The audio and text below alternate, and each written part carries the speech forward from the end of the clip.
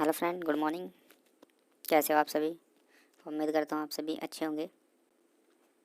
आज की इस वीडियो में हम जानने वाले हैं दिल्ली सल्तनत। इसमें 5 वंश होते हैं। कौन कौन से? इन कब कब तक इनका काल रहा वो देख लेते हैं। गुलाम वंश का 1206 से 1290 ईस्वी तक रहा। खिलजी वंश का 1290 से 1320 तक रहा। और तुगलक वंश 1329 से 1398 ईस्वी तक रहा है।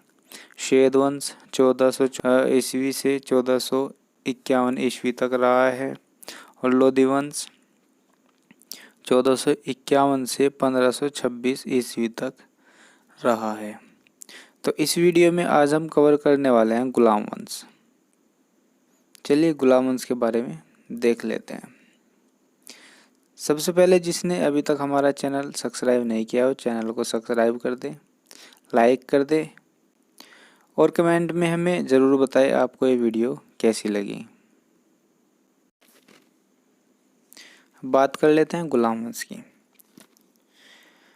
गुलाम वंश की स्थापना कुतुबुद्दीन ऐबक ने की थी।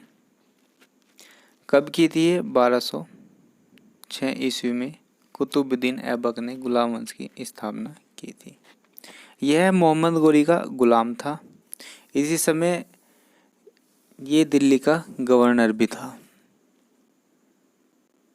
कुतुबुद्दीन ऐबक ने अपनी राजधानी लाहौर बनाई और कुतुबुद्दीन ऐबक को लाख बख्श भी कहा जाता है।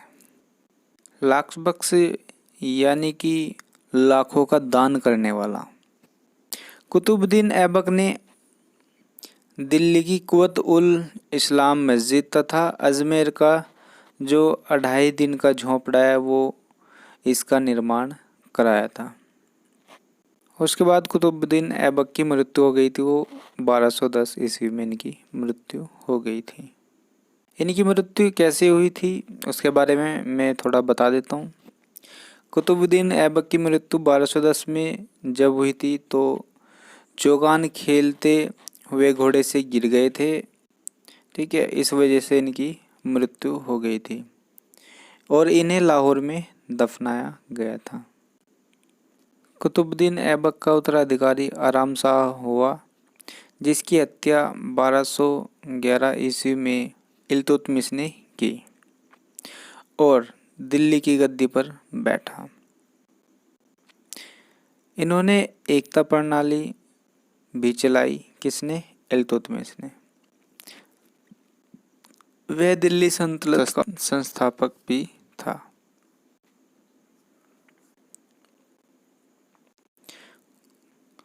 कुतुबुद्दीन ऐबक का गुलाम एवं दामाद था।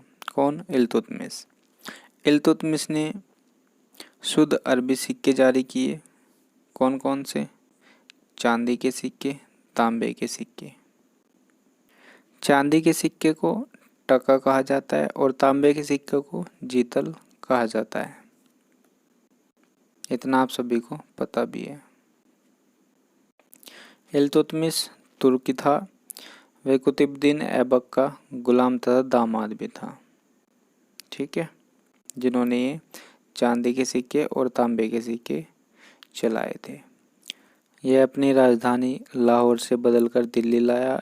इल्तुतमिश पहला शासक था जिसने 1229 ईस्वी में बगदाद के खलीफा सुल्तान पद की स्वीकृति ली थी। भारत में पहला मकबरा निर्मित कराने का श्रेय इल्तुतमिश को है। चंगेज़ खान ने भारत पर 1221 ईस्वी में इल्तुतमिश के समय में आक्रमण किया। इल्तुतमिश की मृत्यु 1236 ईस्वी में हो गई थी। बात करते हैं नेक्स्ट। इल्तुतमिश का जो पुत्र था रुकुनुद्दीन फिरोज था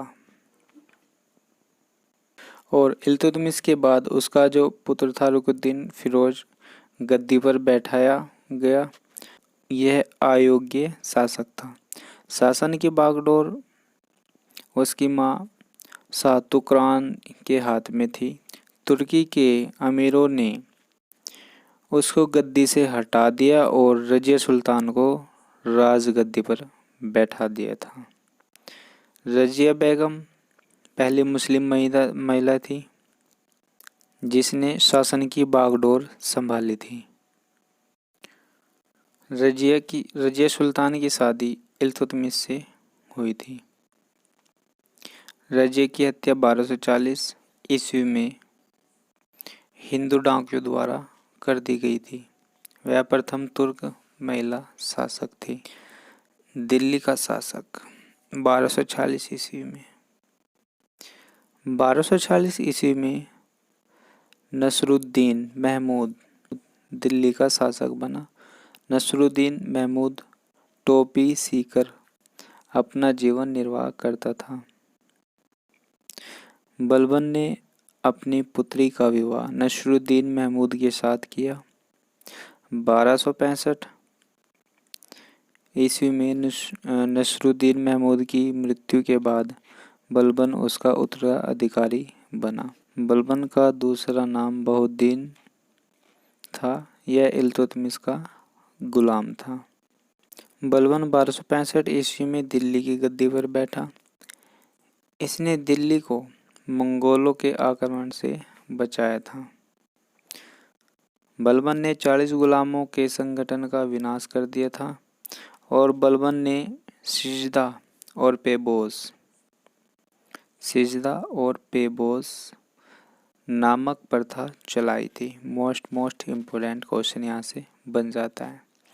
बलबन ने फारसी त्योहार नवरोज मनाने की प्रथा भी आरंभ की थी। गुलाम वंश का अंतिम शासक शमुद्दीन कैमुर्स रहा था। तो ये थे गुलाम वंश के महत्वपूर्ण क्वेश्चन जो यहाँ से निकल सकते हैं, वो आप आराम से निकाल सकते हैं। वरना मैं यहाँ से एक वीडियो बना दूंगा जहाँ से ये सारे के सारे क्वेश्चन निकल जाएं। तो जिसने अभी तक हमारा चैनल सब्सक्राइब नहीं किया वो चैनल को सब्सक्राइब कर दें, लाइक कर दें और वीडियो आपको कैसी लगी कमेंट बॉक्स में हमें ज़रूर बताएं। Thanks for watching my video.